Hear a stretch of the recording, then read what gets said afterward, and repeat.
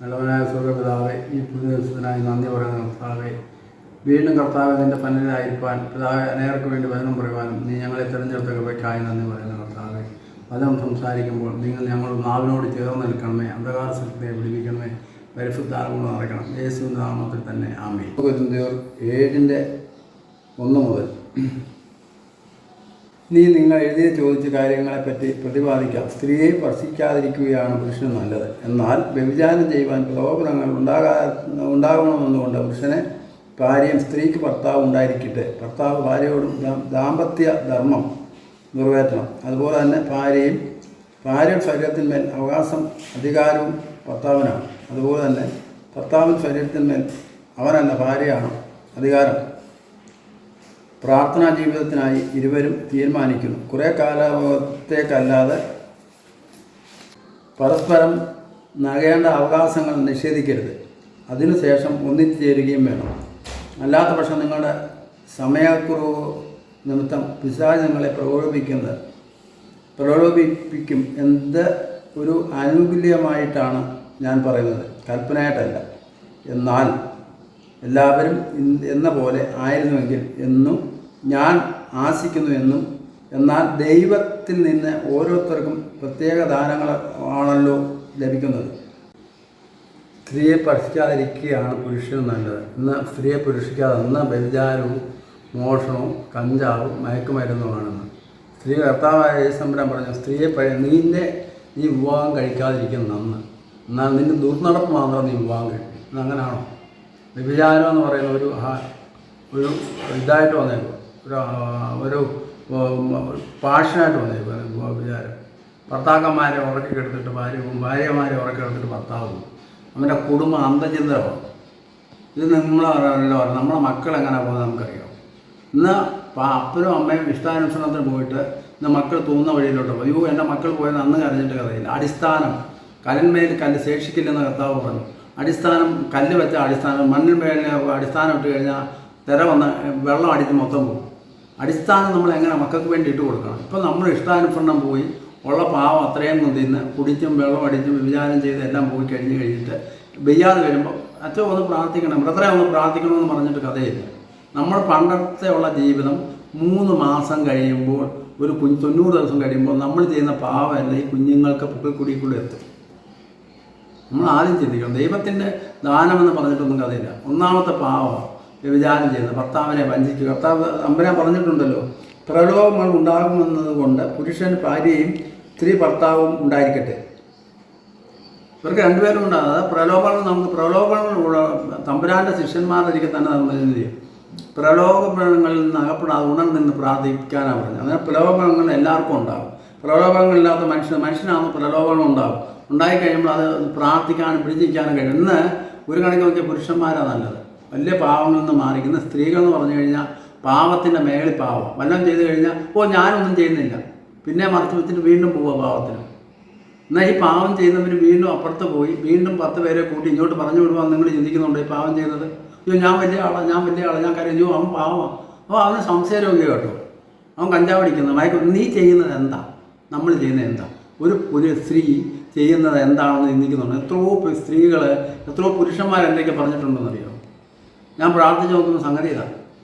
അവർ അന്യപുരുഷൻ്റെ കൂടെ പോവുക. പിന്നെ സ്വന്തം ഭർത്താവ് എങ്ങനെ ബഹുമാനിക്കും? അവനെ പിന്നെ സംശയമോ? ഇന്ന് സ്ത്രീയോ അങ്ങനെ തന്നെ, പുരുഷന്മാരും അങ്ങനെ. ഇന്ന് ഏറ്റവും കൂടുതൽ വേശ്യാവൃത്തിയിലാണെന്ന് ഈ ദേശം പാപത്തിലേക്ക് നയിക്കുന്നത്. എന്നാൽ നമ്മൾ ചെയ്യുന്ന കാര്യങ്ങളൊക്കെ തമ്പുരാൻ്റെ ഫനിൽ ഏറ്റു പറയാതെ നമ്മൾ ചെയ്യുന്നത് ഓടി വന്ന് ഇങ്ങോട്ട് കൈവച്ച് ബ്രദറെ കൈവച്ചാലും അച്ഛന്മാർ കൈവച്ചാലും പറഞ്ഞു, നിൻ്റെ അടിസ്ഥാനം എവിടാ? നിൻ്റെ മക്കൾ എങ്ങോട്ടാണ് പോകുന്നത്?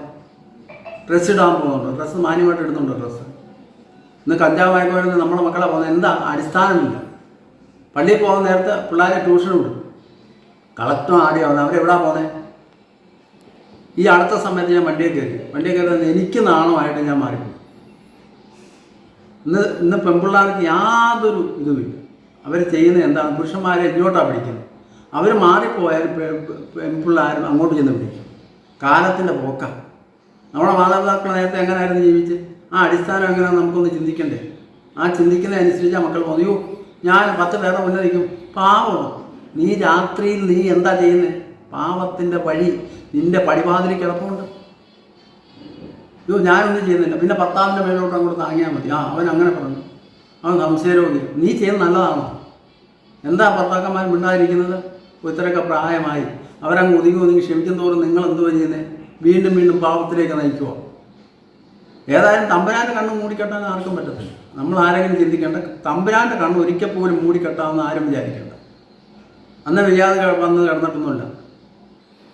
ഇന്ന് മനുഷ്യൻ രോഗിയായി തീരും. കർത്താവ് പറഞ്ഞെന്തോ, ഞാൻ കിളിവാതിൽക്കൂടെ നോക്കി എല്ലാവരും കൊണ്ടുരാത്രരായി തീർന്നതാണ് അവർ. എന്നും പാവം ചെയ്ത് മറ്റുള്ളവരിലേക്ക് പാവത്തിൻ്റെ കോട്ട അങ്ങോട്ടേക്ക് ചെല്ലുമ്പോൾ പാവത്തിൻ്റെ പഴയ ഒരു കുഴിയിലേക്ക് നമ്മുടെ മക്കൾ എങ്ങനെ പോകുന്നത്? മണ്ടേ ചെന്ന് വളമിട്ടിട്ട് കഥയില്ല, ചെവിട്ടി വെച്ച് കൊടുക്കണം. മണ്ടേ വലുതായി മണ്ടേ കൊണ്ട് വെച്ചിട്ട് വല്ല കഥണ്ടോ? ചെവിട്ടി വളമിടണം. നമ്മൾ ചെവിട്ടി മാതാപിതാക്കൾ, അമ്മ വരമ്പത്ത് അപ്പം കൊമ്പത്ത്, പിള്ളേരെല്ലാം മുറ്റത്ത്. ഈ അവസ്ഥയിലാണ് നമ്മുടെ ജീവിതം പോകുന്നത്. നമ്മൾ പോകുന്നത് ഭാര്യയുടെ ശരീരത്തിൻ്റെ അവകാശങ്ങൾ അധികാരം ഭർത്താവിനാണ്. അങ്ങനെയാണോ? ഭർത്താവിനുണ്ടോ ഭാര്യയ്ക്കുണ്ടോ? ആർക്കും അധികാരം? വല്ലവനും അധികാരം. എനിക്കറിയാം, ഇറച്ചി വേവിച്ച് വെച്ച് കൊടുത്തിട്ട് അങ്ങോട്ട് മാറിക്കാൻ അവനെ ഉറക്കപ്പുളിയെ കൊടുത്തിട്ട് പിന്നെ അടുത്ത ആൾക്കാരുമായിട്ടാണ് കയറുന്നത്. എത്രയോ കുടുംബങ്ങളെ എനിക്കറിയാം. ആരെങ്കിലും ചിന്തിക്കുന്നുണ്ടോ? നിങ്ങൾ ഈ പോകുന്നവരെല്ലാം വിചാരിക്കുന്നുണ്ടാണോ നമ്മളൊന്നും അറിയുന്നില്ലെന്ന്? ദൈവം തമ്മിൽ അറിയുന്നുണ്ട്. എന്നല്ല നാളെ ഇതിനെല്ലാം കണക്ക് പറഞ്ഞാൽ പറ്റും. അവൻ പിന്നെ പാവപ്പെട്ടവനാ അല്ല അവൾ പാവപ്പെട്ടവനാണെന്ന് വിചാരിച്ചാൽ നിങ്ങൾ മുതലെടുക്കാമെന്ന് വിചാരിച്ചാൽ അത് നടക്കുന്ന കാര്യം. നെഞ്ചത്തടിച്ച് കരഞ്ഞിട്ടൊന്നും ഒരു കഥയില്ല.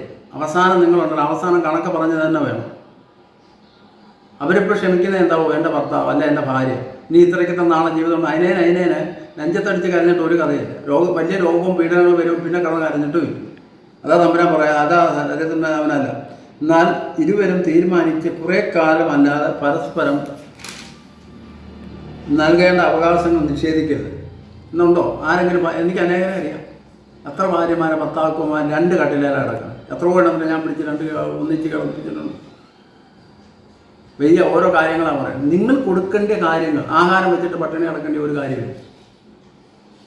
നിങ്ങൾ പട്ടിണി അടക്കുന്നത് എന്താ? അതിൻ്റെ അകത്ത് വേറെ ആൾക്കാരെ കയറ്റാൻ എനിക്ക് യാതൊരു സംശയമില്ല കാര്യത്തിൽ. നിങ്ങൾ അപ്പുറത്തോട് ഞാൻ ഇന്ന് 25 വർഷം കൊണ്ട് ഞാൻ കൗൺസിൽ ചെയ്യുന്നുണ്ട്. അനേക പ്രശ്നങ്ങളിലെ എനിക്കറിയാം. എന്തോരം പ്രശ്നത്തോടെ ഞാൻ കൈ നീട്ടുന്ന അറിയാം. എത്രയോ പ്രശ്നങ്ങളെ ഞാൻ തമ്പുരാനൊന്നും സോൾവ് ചെയ്തിട്ടുണ്ട്. നമ്മൾ വിചാരിക്കുന്നത് നമ്മളാരും അറിയുന്നില്ല. അയ്യോ ഞാനൊന്നും അറിയില്ല. പൂച്ച പാല് കുടിക്കുന്നത് കണ്ണടച്ചാൽ പൂച്ച വിചാരിക്കുന്നത് ആരും അറിയത്തില്ലെന്ന് ലോകം മൊത്തം കാണുന്നുണ്ട്. മാത്രം നിങ്ങൾ ചിന്തിച്ചാൽ നമ്മുടെ മക്കൾ എങ്ങോട്ടാണ് പോകുന്നത്? വഴിപിഴച്ച ജീവിതത്തിലൂടെ നമ്മൾ പോകും. ആ വഴിപിഴച്ച ജീവിതത്തിലേക്ക് നമ്മൾ പോകാൻ നമ്മുടെ അടിസ്ഥാനം നേരെയാക്കണം. നമ്മളാവുന്ന കാലത്ത് ഉള്ളവൻ്റെ എത്രണ്ണത്തിനൊക്കെ കൂടെ അവൻ്റെ എല്ലാം പോയി, അവൻ്റെ എല്ലാം ചെയ്ത് എല്ലാ കാര്യങ്ങളും ചെയ്ത് കഴിഞ്ഞിട്ട് പിന്നെ കൊച്ചുമക്കൾ പോയിട്ട് ഒരു കഥയില്ല. നമ്മൾ ചെയ്തതിൻ്റെ ഗുണമായി മക്കൾ കാണിക്കും. കാരണത്തിന് ഗുരു പാലിട്ടാൽ കാലാന്തര കയ്പ് സമീപുന്നുണ്ടോ എന്നാണ് ചോദിക്കുന്നത്. ആ കാഞ്ഞിരക്കുരു പാലിൻ്റെ അതിട്ട് ഇനി എത്ര വർഷമായാലും അതതിൻ്റെ കയ്പ് കാണിക്കും. നമ്മുടെ മക്കൾ നമ്മളൊന്ന് കാണിച്ചു കൊടുത്ത്, നമ്മളൊന്ന് പറഞ്ഞു കൊടുത്ത്, നമ്മൾ ചെയ്യാത്ത മക്കൾ മാത്രം നേരെ ആവണമെന്ന് പറഞ്ഞാൽ നിൻ്റെ അടിസ്ഥാന വളം നിൻ്റെ ഉള്ളിൽ നിന്നും ഉൾക്കൂടി കൂടെ അങ്ങ് ചെന്നിട്ടുണ്ട്. ഈ നോയമ്പ് സമയത്ത് നമ്മൾ ദൈവത്തോട് കൂടെ ആയിരിക്കണം, ദൈവത്തോട് സഹവസിക്കണം. നമ്മളെ പകല എല്ലാവരും ഒന്നും ആഹാരം കഴിക്കാതോ അല്ലെങ്കിൽ ഞാൻ പോരുന്നിട്ട് കഥയില്ല. നമ്മളെ ഓരോ കർത്താവ് പറയുന്നത് എന്തുവാ? ആഹാരം ഒന്നിനും അശുദ്ധിയാക്കുന്നില്ല. നിൻ്റെ ഹൃദയത്തിൽ നിന്ന് പോകുന്ന പരസംഗം, മോഷണം, വ്യഭിചാരമാണ് നിൻ്റെ കുറ്റക്കാരനാക്കുന്നത്. നമ്മൾ വിചാരിക്കും നോയമ്പ് നല്ലതാണ്. നമ്മൾ മറ്റുള്ളവർക്ക് വേണ്ടി ജീവിക്കാൻ വേണ്ടി നമ്മുടെ പ്രവൃത്തി കണ്ട് രാത്രിയിലും ദൈവം കാണുന്നുണ്ടോയെന്ന് മനസ്സിലാക്കിയാൽ നല്ലതാണ്. നമ്മളെ പാവങ്ങൾ എത്ര കഴിഞ്ഞ് പോയാലും ഈ നോയമ്പ് സമയത്ത് എനിക്കൊന്നേ പറയാവുള്ളൂ, ദൈവത്തോട് ചേർന്ന് നിൽക്കാം. ദൈവത്തിന് വേണ്ടി എന്തെങ്കിലും വേല ചെയ്യാം. നമ്മൾ ഉപസിക്കുമ്പോൾ നമ്മുടെ 10-1 പാവപ്പെട്ടവർക്ക് വേണ്ടി ആഹാരം ഇല്ലാത്തവർക്ക് കൊടുക്കണം. അല്ലാതെ ഞാൻ 24 മണിക്കൂറും ആഹാരം കഴിക്കാതിരുന്നൊരു കഥയില്ല. പാവപ്പെട്ടവരെ നമ്മളാണ് കരുതേണ്ടത്. പാവപ്പെട്ടവരെ ഓരോ ദിവസവും നമ്മുടെ പരിസരത്ത് തന്നെ ഉണ്ട്. അവരെ നോക്കി നിങ്ങൾക്ക് ചെയ്യാവുന്ന കാര്യങ്ങൾ ചെയ്യണം. നല്ലവനായ സ്വർഗ്ഗപിതാവേ, ഈ ഒരു വേദിക്കായി തന്നതിനായി നന്ദി പറയുന്ന കർത്താവേ, അനേകം നാളുകൾ ഇത് മുടങ്ങിക്കെടുക്കുന്ന കൃപയ്ക്കായി ദൈവമേ, അത് തന്ന ദുഃഖത്തിനായി നന്ദിയല്ല കർത്താവേ, ഞങ്ങൾക്ക് വേദനയും പ്രയാസമുണ്ടല്ലോ കർത്താവേ. ദൈവമേ, നീ ഇപ്പോൾ തന്ന അവസരം ഒഴിക്കുന്നതിനായി നന്ദി പറയുന്ന കർത്താവേ, അഭിഷേകം കൊണ്ട് നിറയ്ക്കണമെന്ന് പ്രാർത്ഥിക്കുന്ന കർത്താവേ. ഓരോ ദിവസം കഴിയുന്നതോറും ഞങ്ങൾ ചവക്കലിനോട് അടുത്ത് വരികയാണ് കർത്താവേ. ഇന്ന് നന്മ ചെയ്യുവാനുള്ള കൃപ ഞങ്ങൾക്ക് തരണമെന്ന് പ്രാർത്ഥിക്കുന്ന കർത്താവേ. പ്രലോഭങ്ങളിൽ അകപ്പെടാതെ ഉണർന്ന് പ്രാർത്ഥിപ്പാൻ ഞങ്ങൾ കൃപ തന്നെ കർത്താവേ. ഞങ്ങളുടെ ദേശം പരിസരവാസികളെ ഓർത്ത് പ്രാർത്ഥിക്കുന്നു. ഈ കുടുംബത്തിലെ എല്ലാ മക്കളെയും നിൻ്റെ കരങ്ങളിലേക്ക് തരുന്ന കർത്താവേ. ഇടപെട്ട് പ്രാർത്ഥിക്കണം കർത്താവെ. ഇന്നേ സാമ്പത്തിക മേഖല തകർന്നു കിടക്കുന്നവർ, ആത്മഹത്യാ പ്രവണതയുള്ളവർ, ഇന്ന് കൃത്യസമൂഹങ്ങളാണല്ലോ ഏറ്റവും കൂടുതൽ ആത്മഹത്യയിലേക്ക് പോകുന്ന കർത്താവെ. ഞങ്ങളുടെ അടിസ്ഥാനങ്ങൾ വളരെ തെറ്റായ രീതിയിലാണല്ലോ നടക്കുന്ന കർത്താവെ.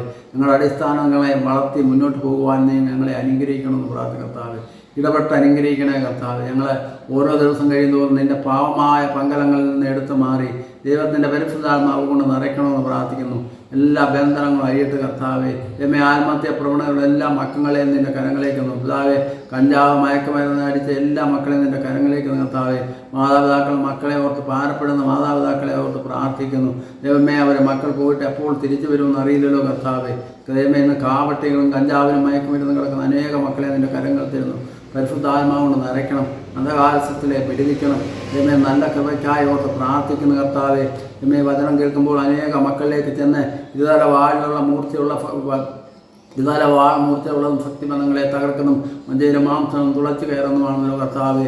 ഇത് ദൈവമേ, പരിശുദ്ധാത്മാവ് കൊണ്ട് നിറയ്ക്കണമേ. അനേക മക്കൾക്കൊരു പാഠമായി ജീവിപ്പാൻ, അതുപോലെ ഞങ്ങൾ അതുപോലെ ജീവിപ്പാനുള്ള കൃപ ഞങ്ങൾക്ക് തരണമെന്ന് പ്രാർത്ഥിക്കുന്നു. യേശുവിൻ്റെ നാമത്തിൽ തന്നെയാണ്.